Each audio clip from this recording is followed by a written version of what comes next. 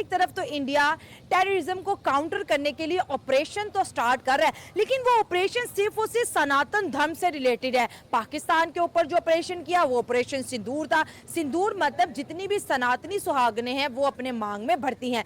आज अगर हम श्रीनगर जम्मू एंड कश्मीर की बात करें तो वहां पर इंडियन आर्मी पहुंच चुकी है और पहलगाम के आतंकियों को ढूंढ रही है। 3 आतंकी इंडियन फोर्सेस के मुताबिक हमने एलिमिनेट कर दिए हैं, 2-3 की सर्च अभी जारी है। पहले ऑपरेशन सिंदूर लॉन्च होता हुआ दिखाई दिया, जो कि कह लें कि 7 मई को लगातार 3 दिन पाकिस्तान पर हमें भारी भरकम अटैक्स नज़र आए। और स्पेशली अगर अब हम लोग देखें तो जम्मू एंड कश्मीर के अंदर जो ऑपरेशन महादेव है उसको कह लें कि लॉन्च कर दिया गया है और ये काफ़ी ज़्यादा यूज़फुल भी प्रूव हो रहा है। अगर हम लोग टेररिज्म की बात करें, टेररिस्ट की बात करें, तो जम्मू एंड कश्मीर के अंदर जो 3 टेररिस्ट हैं उनको न्यूट्रलाइज कर दिया गया है। एंड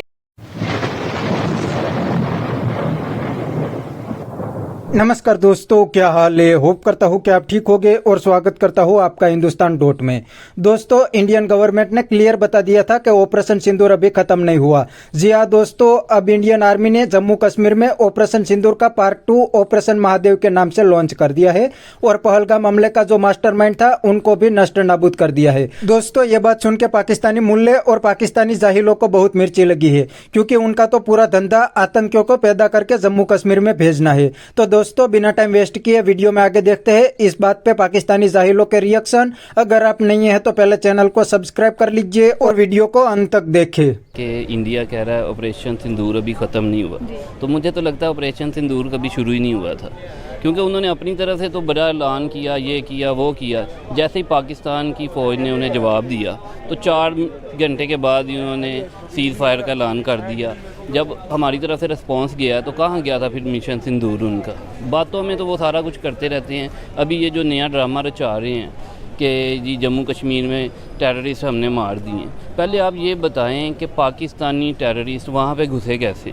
अगर आप इतने ही तगड़े हैं, आपका ऑपरेशन सिंदूर भी नहीं अभी रुका, तो आपको कैसे नहीं पता चला कि कोई टेररिस्ट जम्मू कश्मीर में घुस गए हैं। तो ये भी अगर आप इस चीज़ को भी क्लेम करते हैं तो ये आपका फेलियर है ना। आप चाहे बाद में झूठी खबरें बनाएं कि हमने उन्हें मार दिया या जो भी कर दिया, वो लोगों को आप बेवकूफ़ कितना बनाएंगे।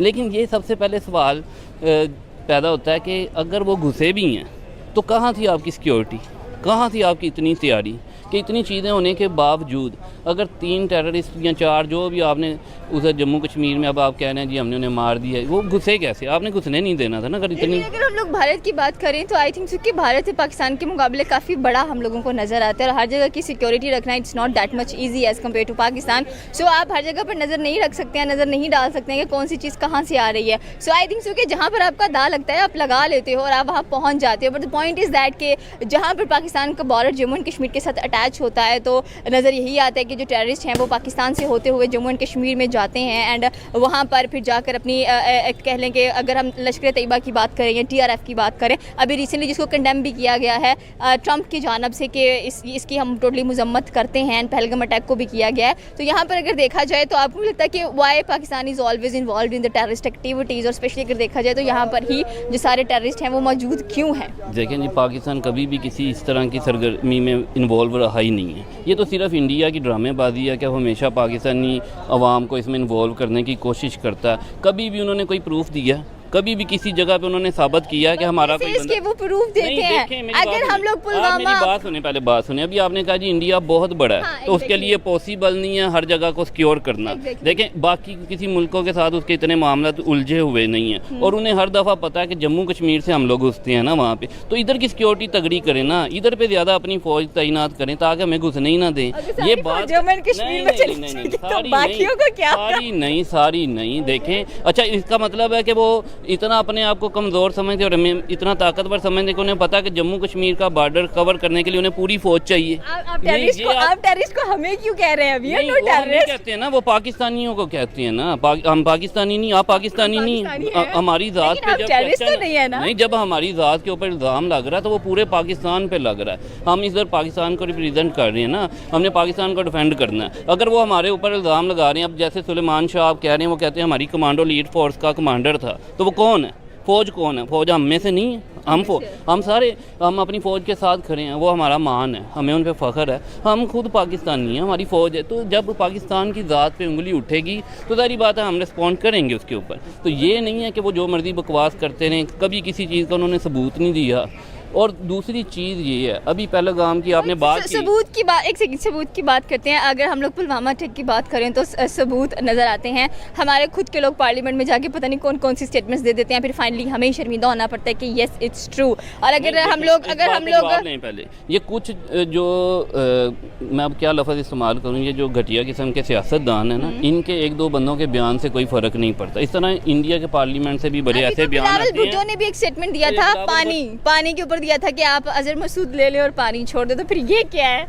ये बिलावल भुट्टो को आप सियासतदान मानती हैं? क्या है वो देखें, वो तो ऐसे ही लॉन्च करके ले आए हैं। उसकी क्या सियासत में खिदमात है, उसको सियासत की क्या समझ है, कहाँ से आया वो, कोई मेहनत करके आया? वो तो हकीकतन अगर कौंसलर का इलेक्शन भी लड़े तो वो नहीं जीत सकता ना, उसकी कोई वर्थ नहीं है। उसको तो उनकी स्टेटमेंट्स कोई मायने नहीं, हमारे लिए नहीं मायने रखती, क्योंकि वो सियासतदान कौन है? जिन्होंने सियासत में खिदमात दी हैं, जिनको सियासत की समझ है, जो नीचे से ऊपर आए हैं, जो हर चीज़ को समझते हैं। वो लोग तो मुल्क के साथ सिंसियर ही नहीं है, उन्हें तो पता ही नहीं है हमने क्या करना है क्या नहीं करना। वो तो हमारी ज़िंदगी को उन्होंने अज़ाब बनाया हुआ। इस तरह के घटिया बयान दे के हमें पूरी दुनिया में ये शर्मिंदा करते हैं। हम इन्हें सियासतदान नहीं मानते।